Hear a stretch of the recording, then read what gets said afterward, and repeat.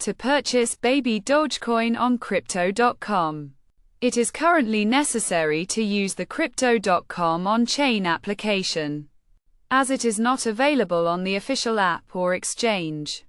This application can be found by searching on the Google Play Store or App Store.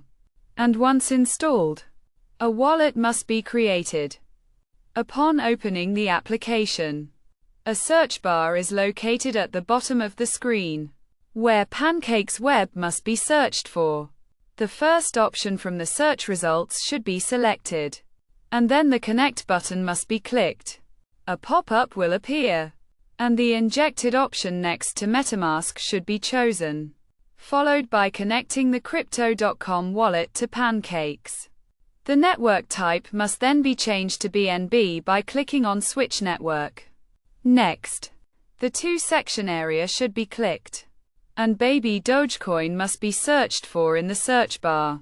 After selecting it, an amount in BNB must be entered. It is necessary to have some BNB in the crypto wallet to complete this step. The BNB can then be swapped for baby Dogecoin by clicking the Convert or Swap button.